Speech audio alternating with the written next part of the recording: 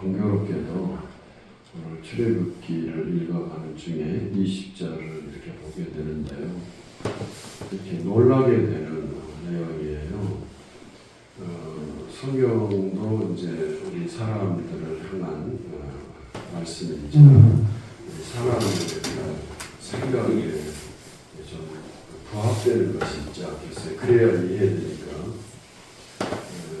그래서 보통의 경우 어떤 일이 벌어지게 되면 거기에 등장하는 인물들의 그 이력을 이렇게 말씀하면서 그래야 우리가 그 사건에 대해서 잘 납득이 되겠잖아요. 그런데 이상하게도 출애굽기의 경우, 즉 모세의 경우는 이 사람의 배경을 말하지 않고 이렇게 갑작스러운 얘기가 이렇게 진행이 됐잖아요. 이스라엘이 잘 살다가 어려워졌고 그 왕조가 바뀌었다고 그랬잖아요. 그 왕조가 바뀌는 큰 일이 벌어졌고 그래서 이스라엘은 이제 급전직하 이렇게 막 추락한다는 말이잖아요. 갑자기 추락해요. 그들의 삶이.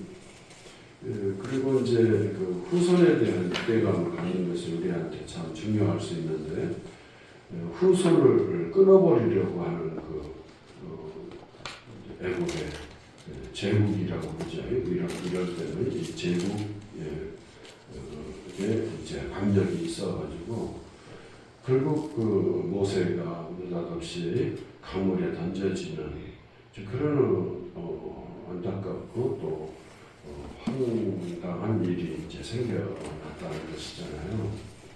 그러면 이 모세가 성경이 갑자기 이제 이스라엘의 상황을 보도하고 그리고 어처구니없이 한 아기가 강물에 던져진다 이런 정보를 줬으면 그러면 그 아기의 배후가 어떠한가 이런 먼저 밝혀야 되잖아요.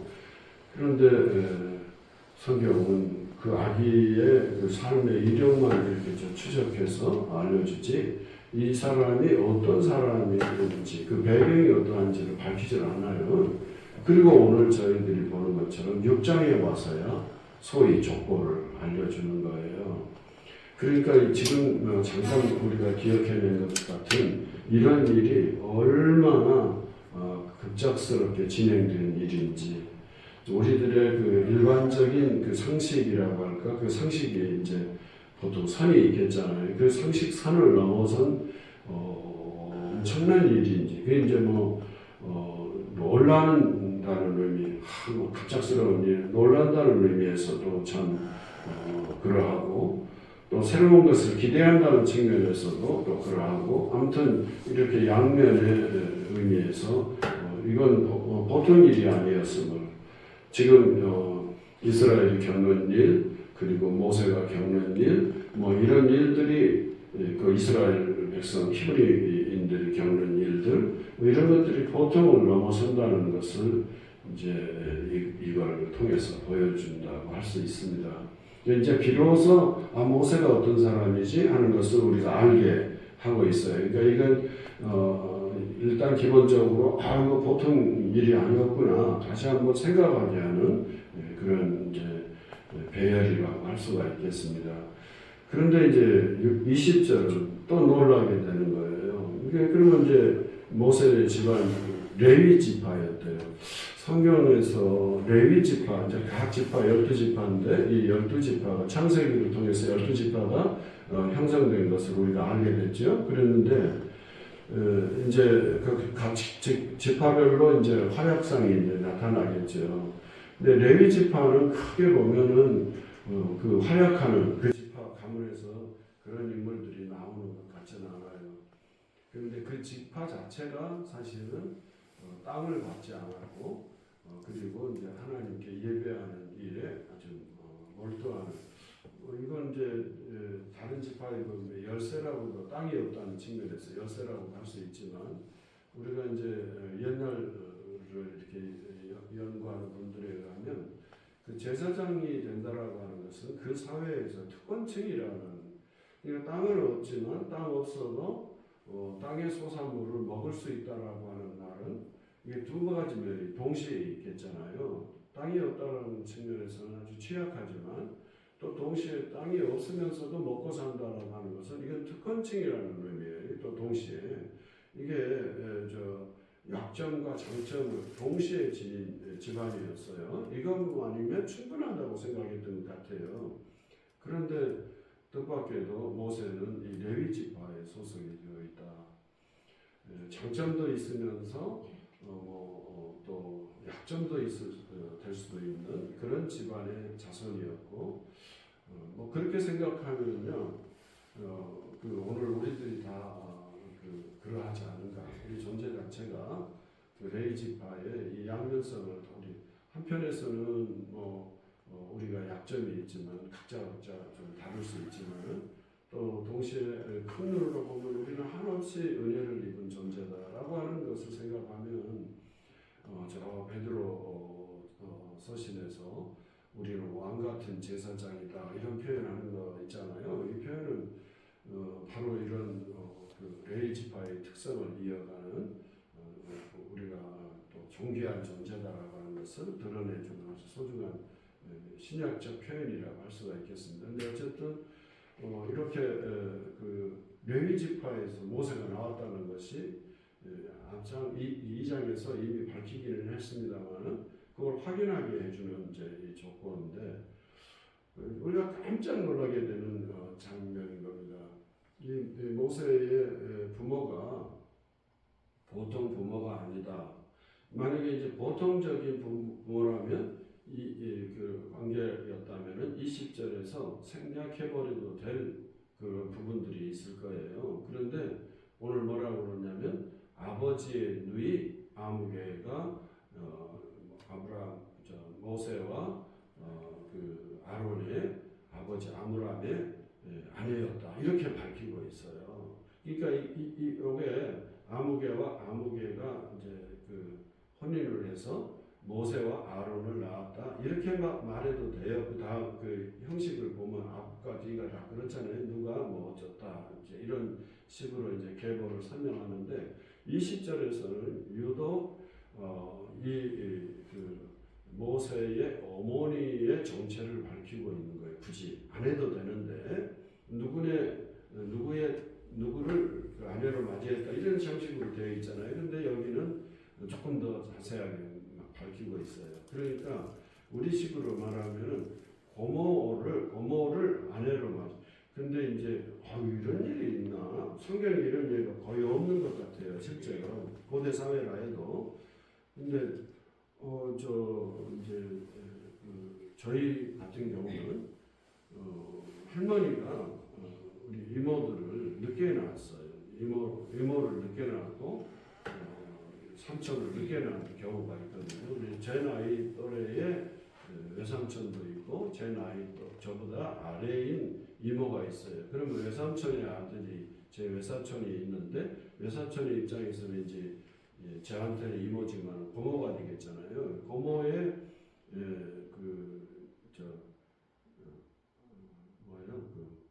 어쨌든 많이 꼬이는데 꼬이는데 어쨌든 자기 엄마가 자기 아버지의 고모였다는 거예요. 이렇게 말을 하니까 아무리 고대 사회라도 이게 흔치 않는 아주 특별한 일이 벌어진 거예요. 그랬는데 이걸 밝히기는 하지만 물론 족보 형식에 이제 되어 있고 성경은 그러죠. 이름을 쭉 나열하는 부분이 있다고 그랬죠. 특히 이게 역대기서에 많다고 했죠. 그런데 그리고 이야기체가 있어요. 그런데 이 족보에다가 이야기를 섞을 수는 없었겠지요. 그러기는 하지만 이렇게 족보 속에 특이한 구절을 그 정체를 밝혀주는 구절을 턱 던져놓고서 그리고 별일 없는 것처럼 그냥 족보는 이어가고 있습니다. 그러니까 모세와 아론, 모세를 더 앞세우죠. 아론 형이라고 그러죠. 세 살이. 궁금하기 짝이 없어요. 모세는 아주 기구한 그 과정을 거쳐서 지금 이스라엘의 지도자가 되잖아요. 그런데 아론은 그런 일이 없어요. 그런데 그 당시에 3년 차이밖에 안 되니까 그 그때 태어나는 아기들은 다 남자들 아기들은 다 강물에 던지는 그런 시절이었는데 어떻게 형은 살아났지? 참 특이하네. 이제 이런 생각도 없지 않아요. 그런데 이렇게 궁금증이 많은 집안이에요. 어쨌든 이 집안을 생각하려면 아주 오랜 지금부터 3천 적어도 200년, 3,500년까지 거슬러 올라갈 수 있는 그런 아주 옛날 얘기인 거 다 전제하고라도 궁금증이 많이 생겨나는 그러면 그럴수록 어쩌면 더 궁금증이 생겨나는 이런 집안의 일이었다는 거예요. 그리고 여기에 대해서 저 집안은 참 특이한 집안이네 하고 이목을 끌도록 성경을 기록하고 있는 분이 하나님께서는 그렇게 이목을 끄는 표현이 그 뒤로 전혀 없어요. 여기만 딱 족보 형식으로 고모하고 혼인을 했고 그리고 누구예요? 쌍둥이인데 형님은 어떻게 살아났지? 이런 궁금증이 있지만 별로 그런 것에 대한 언급이 없이 이제 이 형님과 동생이 역사를 주도하는 하나님의 사람들로 이렇게 소개될 뿐이에요.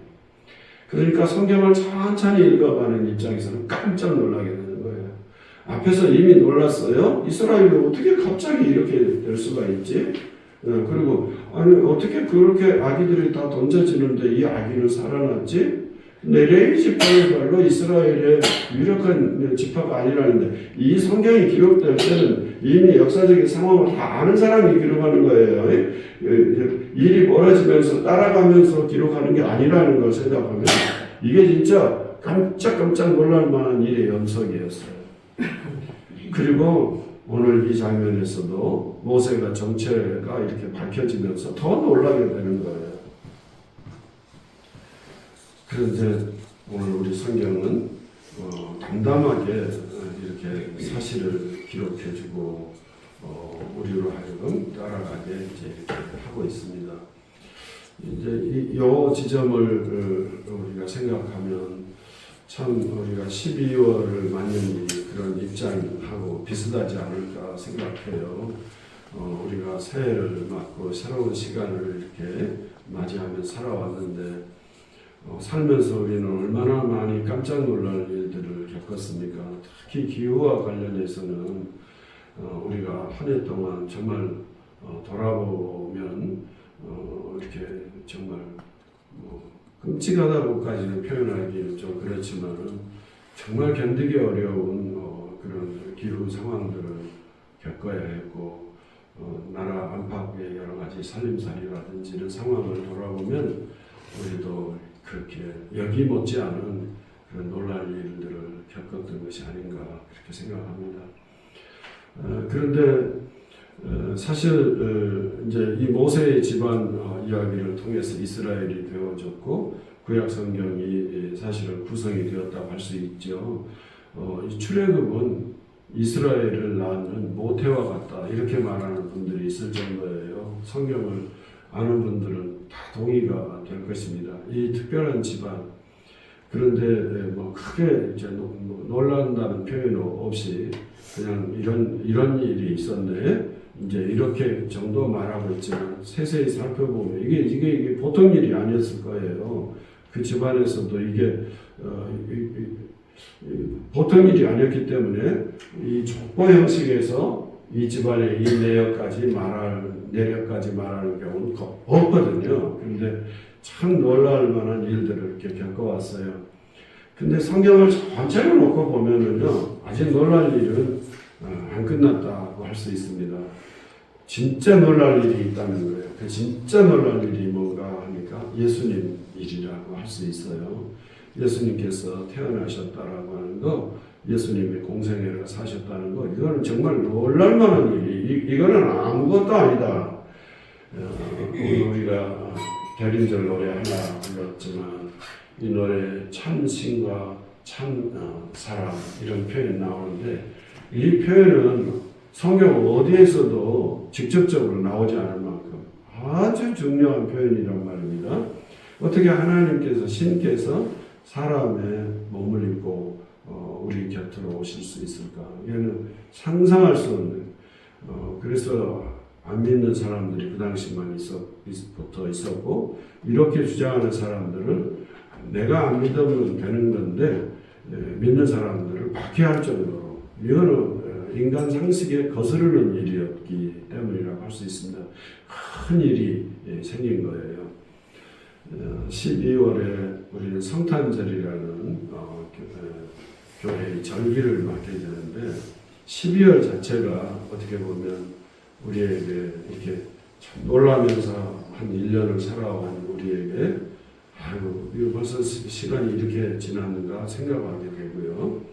그런데 또 절기상으로는 이렇게 성경상으로 최대 이제 큰 일이라고 할 수 있는 예수님이 태어나신 것을, 어떤 분들은 우리 교회에서만 해도요, 저는 성탄절 막 이렇게 장식하고 그러려고 할 때 조금 이렇게 조금 거리감을 두게 돼요. 이제 나이도 들어서 성탄절에 그런 지난 시절에 그 감성이 좀 무뎌진 것도 없지 않지만은, 그 교회에도 신문이 있잖아요. 교회 신문들 중에서 요즘은 하도 안 보니까 광고를 아마 그 회사를 운영하는지 참 궁금하게 짝이 없는데, 교회에서 나오는 신문들 구독료 내라고 하는 데가 없어요. 그 오기는 오는데 안 내도 매번 와요. 그래서 좀 시큰둥하게 이제 펼쳐보는 신문들이거든요. 근데 그 성탄절 이 12월이 되면 꼭 광고 한 면이 나와요. 그러면서 성탄절은 위조됐다, 성탄절은 거짓이다, 이제 이런 큰 기획 기사가 나오거든요. 근데 그것도 이제 그냥 보통의 평범한 누가 쓴 것이면, 그런데 그 신학 박사라는 타이틀을 든 어느 목사님이 주도적으로 그런 광고를 꼭 내거든요. 그런데 아주 길게 아주 꼼꼼하게 박사님이 썼으니까 꼼꼼하죠. 그런데 그 읽어도 그냥 무슨 말인지 모를 것 같지만, 그냥 기본적으로는 뭔가 하면 원래 성탄절은 예수님이 태어난 것은 성경을 보면 잘 모른다는 거예요. 근데 한 추운 겨울밤 그랬잖아요. 그러니까 이 추운 때에 태어나셨을 것은 맞겠지만 정확히 어느 날인지 성경도 안 밝히니까 모른다. 상당히 성경적이에요, 그분 주장이. 그런데 이게 로마 제국으로 가가지고 로마의 풍습이 우리한테 접목이 돼가지고, 그렇게 해서 그 동지인가요? 해당이 된 로마 사람 문화에, 그래서 가장 그 어두움이 짙었을 때 세상에 빛으로 오신 예수님 이렇게 드러내기 위한 로마 당국자들의 그 정치적 의도에 의해서 만들어진 것이다. 이제 나름의 그런 근거들을 다 대면서요. 근데 우리 교부들 중에 그분의 영향을 받은 분이 있더라. 저는 그건 별로 그분도 말한 것처럼 성경은 밝히지 않는다 인정하고요. 그런데 그분하고 조금 의견이 다른 게, 그런 식으로 따지면 그것만 이 성탄절만 되는 게 아니고 성경의 모든 어떤 것들은 너무 시차가 크기 때문에 다 이렇게 따지기 어렵다. 그러나 기본적인 역사는 이게 있지요. 성경이라는 역사의 근거에서 그 문화와 대화 속에서 우리에게 새로운 풍습이 생길 수 있는 거예요. 이건 문화의 하나의 기독교 문화의 현상으로 보면 되고, 이 절기를 활용해서 우리 신앙을 이렇게 잘 다스려가면 되는 것이지, 그걸 무슨 따져가지고 그럼 성탄절로 확 없애버리면, 그러면 그 어떤 이득이 있는가 할 때, 저는 문화를 그분이 다른 거는 잘 연구했는지 몰라도 문화라고 하는 것을 연구하면 꼭 그렇게만 말할 일이 아니지 않는가.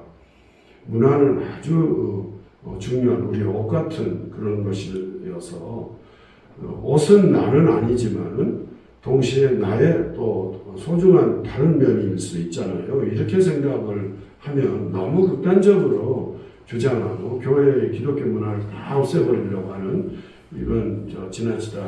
근데 그런 영향을 받은 분이 계셔요. 그래서 기독교가 무슨 트리를 뭐라 저것도 다 이방 문화의 영향 아닌가 이런 주저주저함이 있으시더라고요. 그러면 목사가 거기에 교우들이 다양하게 생각하고 다양한 분들이 모여서 교회 공동체를 구성하는데 목사가 앞장서서 막 트리도 만들어야 된다 뭐 이제 그 좀 거북하게 여기는 분들을 의식 안 할 수가 없더라고요. 그래서 이제 하는 분들이 하고 저는 좀 멀찍이 서서 이렇게 보려고 조금 의식적으로 그런답니다.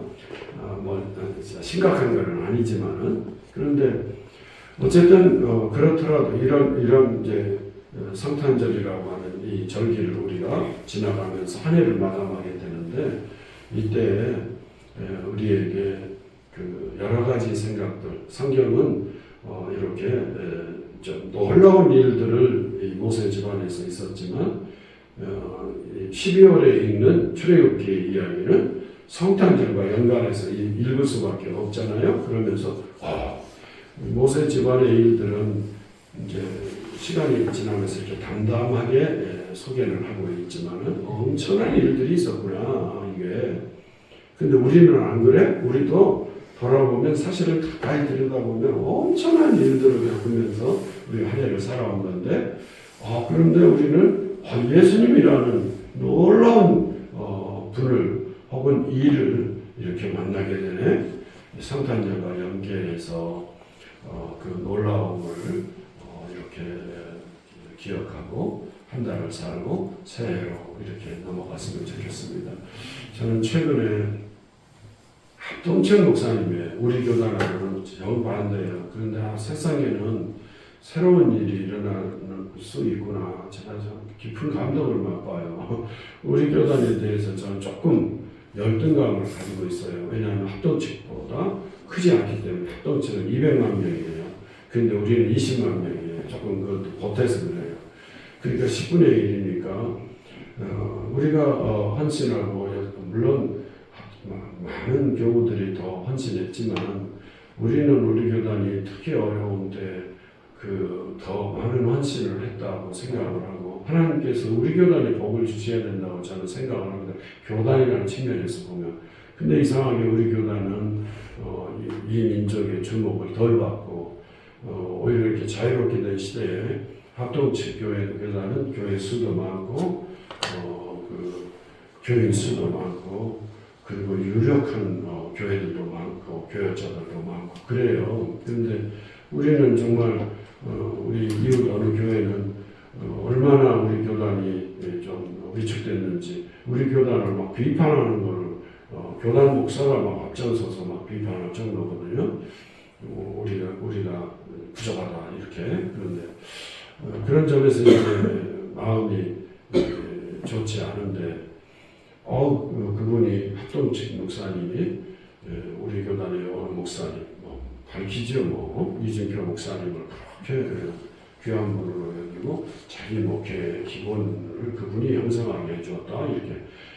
윤석전 목사님 같은 아주 기도파 목사님도 존경하지만 이준표 목사님이 아니었다면 지금의 내가 없다고 이렇게 그래서 좀 위로를 받아요. 근데 깊은 노자를 받는 게 하나 있어요. 우리도 교회 어렵게 사실 근동 전략하면서 교회 지었잖아요. 그런데 그분은 교회를 시작하면서 교회 전반이라고 그러잖아요. 교회 목표 이런 거 내용들 거기다 딱 한 개 조항. 우리는 교회를 짓지 않는다. 그러니까 아예 문서로 하니까 자신의 마음이 이제 변할까봐 그렇게 했다는 거예요. 왜 그런가? 왜 그러면 우리 교회가 많이 커졌거든요. 이분도.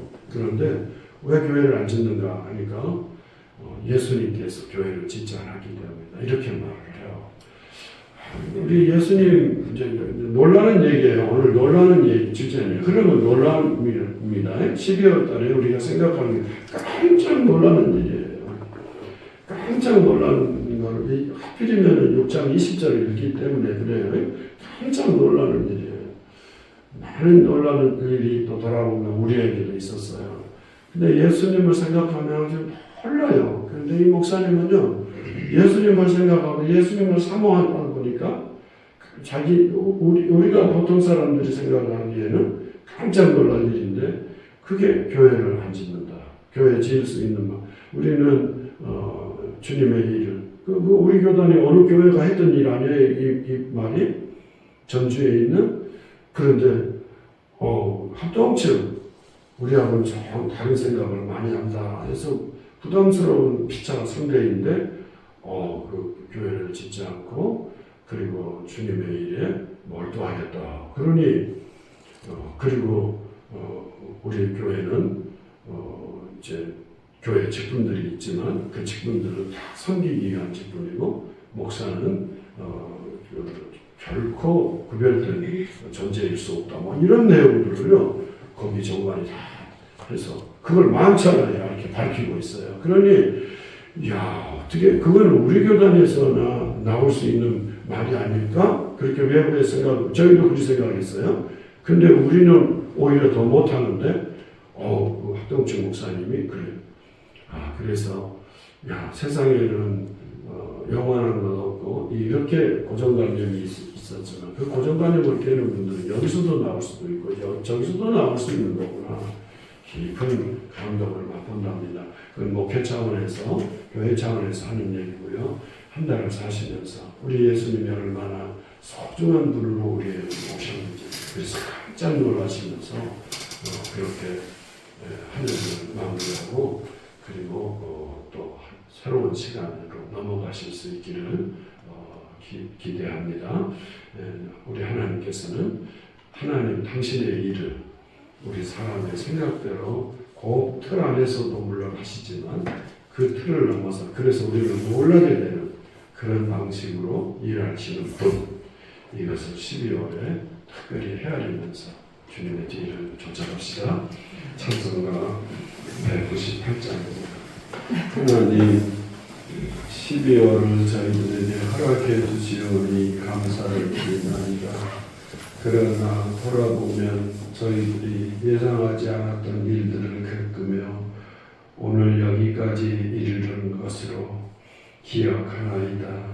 하나님 놀람이 있는 놀라게 되는 인생길에서 무엇이 가장 놀라운 일인지를 놓치지 않게 하시어 우리 예수님을 영접할 수 있도록 이 12월에 저희들의 영의 눈을 넓혀주시기를 간절히 기도드립니다. 누군가는 예수님의 이 모습 때문에 놀라고 누군가는 예수님의 저 모습 때문에 놀라며 놀라운 마음으로 주님을 사모하며 높이며 찬미하며 그렇게 나아가는 줄 믿습니다. 12월에 예수님으로 말미암아 우리의 속사람이 새로워지게 하시고 예수님으로 말미암아 우리가 새로움을 맛보며 주님의 뒤를 쫓아갈 수 있도록 인도해 주시옵기만을 간절히 기도드리나이다. 한 해의 삶을 잘 마무리하고 그래서 주님의 은혜를 따라 새로운 시간을 맞이하는 송구영신의 12월이 되도록 성령 하나님 임재하시고 역사해 주시옵소서. 이른 새벽을 구별하고 한 달의 삶을 주님께 기대하며 주님을 향하여 기도하는 주의 종들의 기도를 그 간절함을 연락해 주시옵기만을 원하옵고 믿사오며 우리 주 예수 그리스도의 이름으로 기도하옵나이다. 아멘.